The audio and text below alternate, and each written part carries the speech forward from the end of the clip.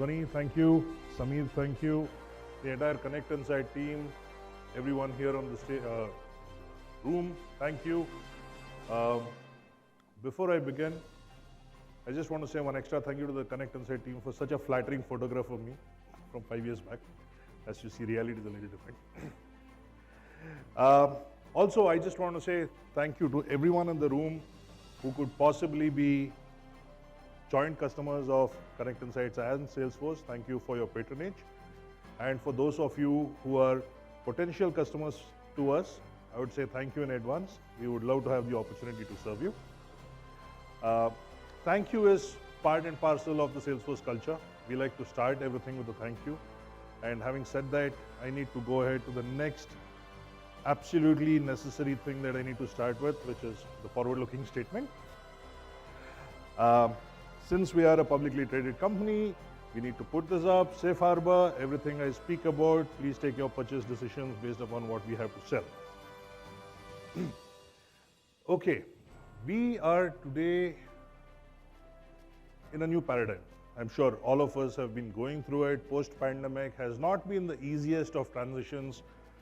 We've moved from being a completely physical society to a society which had to go completely virtual overnight and then come back and now do a straddling of both worlds, right?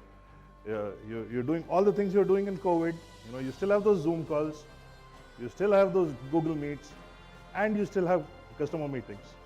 And sometimes you have those Google Meets when you're on the road, in a car, with wonderful network on our roads, right? So that is our personal experience. But as companies, you also have been going through a very tough year. The DPDP Act came on, was signed into law this year. It's going to be enacted very soon, implemented for everyone to follow.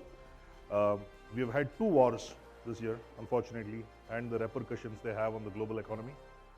And we have a lot of things coming up because of data privacy around doing marketing in a cookieless world. Right? We're speaking about tighter budgets, doing more with less. Almost every customer that we speak to as a brand have had some deviation from their AOP when they began. Okay, Jitinder is nodding his head, I'm sure he relates. Thank you. So, considering all of this, we need to now see what does omni-channel customer experience have to do in this new paradigm, right? Again, most of you will agree, customer expectations keep going up, right? The benchmark is never something that will ever go down, right? And there are brands, some of you also, who keep egging our customers' expectations higher, right? By the wonderful deliverables that you have for our consumers, right? Case in point, Decathlon's mobile app. Case in point, the Uber mobile app. Case in point, Ola and their mobile app. Customers are expecting immediate gratification. In their personal lives, when they are consumers, when all of us are consumers, right? Our expectations have changed. And those same expectations carry on as we move into our professional worlds.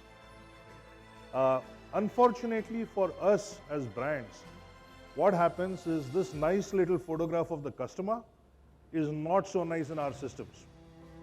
On average, this one picture of the customer is split into a jigsaw puzzle of 44 pieces on average with any company, right?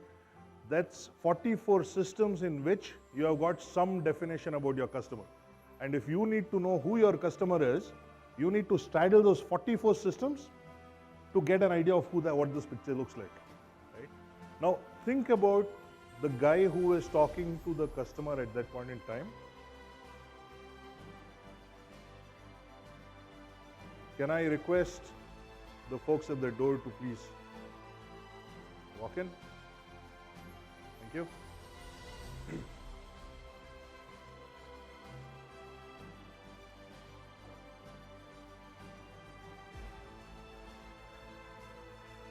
I'll just give it a minute. Okay, so 44 different places from which you need to understand who your customer is and who has to take that decision. The guy who is managing that customer discussion on your behalf, representing your store, either physically in one of your stores or at the contact center, speaking to that customer or chatting to that customer or writing an email to the customer. Now, do you really want to put that onus of deciding and defending your brand upon that one person's shoulder? That is where omni-channel customer experience really comes into play. But we'll talk a little more about it, right? I just want to speak about the digital imperative. What is the digital imperative? Till 2020, all of us used to talk about going digital, right? And then we used to do the same old things we always used to do. Right? Pick up the phone, call the contact center, right? Maybe write them an email. Overnight, when COVID happened, oh my God, I can't meet that guy face to face. Oh my God, the phone lines are jammed. Chat started, right? WhatsApp started. The whole concept of asynchronicity started, right? It was primarily to manage or replace the existing scale of physical conversations that we were used to do in a non-physical, virtual-only world. Now, that basically moved us, COVID unfortunately, while it was a pandemic, did a lot of damage to all of us, also did a permanent change in the way we do things, right? We moved digital. But then again, now, what does that digital mean for us as a brand, right? We move to channels, absolutely, right? But then we also need to foster our communities online. How do we ensure some of the things that we would do physically are translated into the digital world? Because I just want to take a minute to explain, we're not talking digitization, we're talking digital, right? We're not talking moving something from being a manual process to an automated one, but we're talking about doing everything we were doing either in a face-to-face or a semi-digital way into a completely digital manner, right? The app economy. Couple of years back, everybody wanted to have a super app. Today, nobody wants to have an app. Today, everybody's saying, why can't WhatsApp be your app, right? So, that's the trends which are flipping.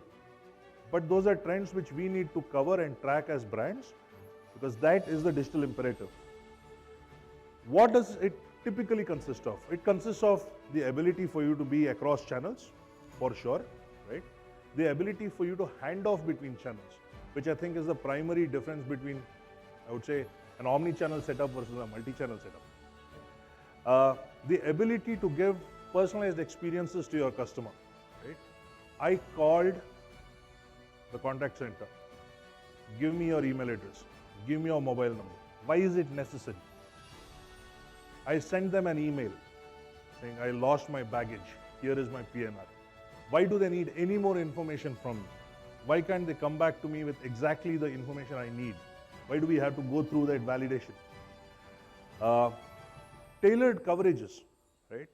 If I have a particular affinity for a particular kind of program or a particular hobby, why can't that be offered to me then and there on the spot? Why can't it be tailored for me? Why is it that it has to be brought to my attention at the behest of the person talking to me and his intelligence, whether he should be offering me that or not? And finally, of course, instant gratification, right? Many brands here have spoiled our customer for choice, spoiled our customer to add to cart and checkout. Yeah? They expect the same from us. Customer centricity is one more thing which is very important. Now, when we speak about customer centricity, it's the same things, but from a slightly different lens. We're talking about the same omni-channel experiences, but from the perspective of ensuring you are having everything that you're doing as an action focused on customer experience. We're speaking about moving away from being fulfillers to producers. We're talking about delivering those experiences tailor-made for the customer. We're speaking about empowering everybody in that journey to be digital, right? And it's not just us in the journey. We have our partners. We have a huge ecosystem. Samir was speaking about it earlier. right? Samir spoke about how it wouldn't have been possible for them to expand if it was not for their partner network, right? Whether it was their marketing partners or their ISV partners or the partners of their ISV partners, right? Now, this partnership ecosystem is very important, and if this partnership ecosystem is going to represent you as a brand, right, you need to have this partner ecosystem on the same digital benchmarks as you do. Finally, the ability to move through the entire life cycle, right? The ability for a customer to have the same experience through a marketing journey, through a commercial journey, if you have e-commerce or storefronts, and their service journey, right? In a B2B world, I would have said marketing, sales, and service. Right? In a B2C world, I would typically call it marketing, fulfillment, and service. Right? And of course, the virtuous cycle of ensuring your customer comes back to you. We need to have all our digital experiences happening across the board, because I would possibly start my journey with an ad on a hoarding somewhere, move on to going and inquiring about it in a store, right? Then start getting prompts or nudges to me in social media, because of which I'll go and complete the sale on your e-commerce website. Right? If you are able to tailor that journey for me, I'm your customer for life.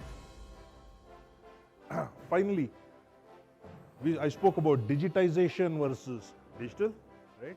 Digitization is equally important. Right? It's not a commodity. It's not something we've already been there, done that. Something which has to happen. It's a continuous journey. Along with that is our ability to manage all channels in a digital fashion, but at the same time ensuring that our physical channels, our face-to-face conversations with our customers are still equally important, because now we are in the post-pandemic era, right?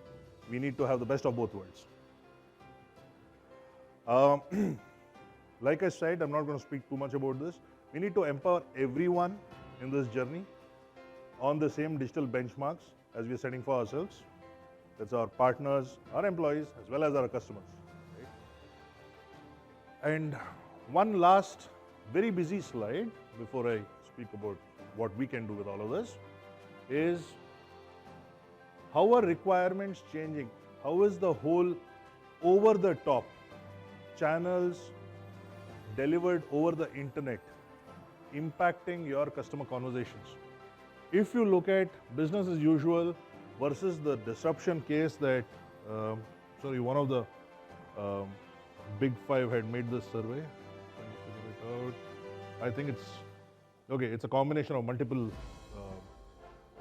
statistics. You will see how the curve just goes up, just shoots up, right? Now that is what you're going to miss out on if you're not on this digital journey, which is why it is so important. Now, what do we have to do with all of this? We are a CRM. Right? In fact, I was suggesting to Samir earlier, saying, why do you want to say CRM so many times in your presentation? You say Salesforce. We'd agree. Okay, so the vision, ladies and gentlemen, is AI. Everything that we've been hearing about Gen AI in the last 1 year, right? Couple that with the traditional AI on NLP. Couple that with everything that we can do with artificial intelligence as we know it, right? And there are so many possibilities that open up. But AI needs data, and that data exists in 44 different systems. Your CRM can't be the custodian of that data, right? You would typically want to have a data lake or a huge warehouse which would ideally come and do that job for you. But now with offerings from Salesforce like Data Cloud, which essentially offer that one single layer where you can take the jigsaw puzzle and make that nice little picture of your customer and use that in your CRM to drive actions, right? Whether it is a marketing action, whether it is a sales action, whether it is a commerce action or a service action. Right? That is the vision that Salesforce brings to the fore. And for us, that vision is not going to be possible if we are not present in every channel. But again, we can't be present in every channel. There are some things we are good at, some things we know we need to rely on others, which is where our partnership with Konnect Insights comes in. We partner with them for their expertise on social media, and their amazing integration with us helps us ensure that this particular picture of the customer is always complete across all channels. So that's all I had. Thank you, everyone.